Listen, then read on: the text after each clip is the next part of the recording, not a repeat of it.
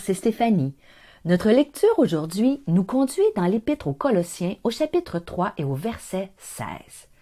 Que la parole du Christ réside au milieu de vous dans toute sa richesse, qu'elle vous inspire une pleine sagesse pour vous instruire et vous avertir les uns les autres ou pour chanter à Dieu de tout votre cœur des psaumes, des hymnes et des cantiques inspirés par l'Esprit afin d'exprimer votre reconnaissance à Dieu.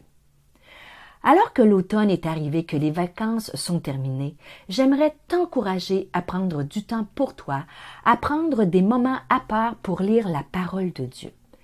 Il y a tellement de bienfaits à lire la Bible. Elle est une nourriture pour notre âme. S'il est important de se nourrir sainement, il en est de même pour notre âme. La lecture de la parole de Dieu nous fait grandir spirituellement. Dans le passage que nous méditons aujourd'hui, Paul nous rappelle combien la parole de Dieu est riche et pleine de sagesse. Elle nous donne des instructions et nous dirige sur le chemin de la vie. Elle est comme une lampe qui guide nos pas. Elle est une lumière qui éclaire notre chemin. Elle nous dirige sur le bon chemin.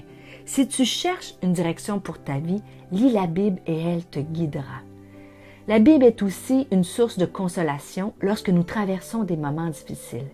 Elle nous redonne de l'espoir lorsque nous sommes découragés. Paul écrira aussi en Romains chapitre 15 et au verset 4 que tout ce qui est écrit d'avance l'a été pour notre instruction, afin que par la patience et par la consolation que donnent les Écritures, nous possédions l'espérance. Si tu es dans l'adversité ou face à un défi, la parole de Dieu te redonnera de la force dans ton combat.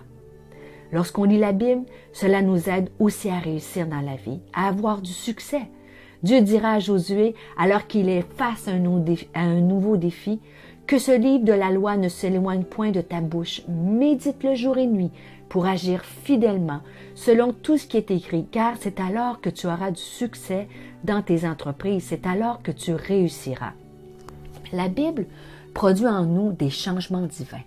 Dieu promet que sa parole ne revient jamais à lui sans avoir fait son effet. Comme la pluie et la neige qui descendent du ciel n'y retournent jamais sans avoir arrosé et fécondé la terre, sans avoir fait germer les graines qui s'y trouvent, sans fournir au semeur le grain qu'il doit semer et sans donner du pain à tous ceux qui le mangent, il en sera de même de la parole que j'ai prononcée. Elle ne reviendra jamais vers toi avide sans avoir accompli ce que je désirais et sans avoir atteint le but que je lui ai fixé. Lorsque tu passes du temps à lire ta Bible, tu laisses Dieu opérer en toi une transformation qui change ta façon de penser et ta façon d'agir. La parole de Dieu est douce à notre palais. Elle est meilleure que le miel. Déguste-la encore plus cet automne. Planifie des moments dans ta journée pour la lire.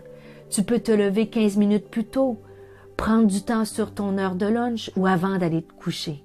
Si tu le fais, attends-toi à en récolter des bénéfices et à voir ta foi augmenter et vivre des transformations puissantes. Je te souhaite une excellente journée.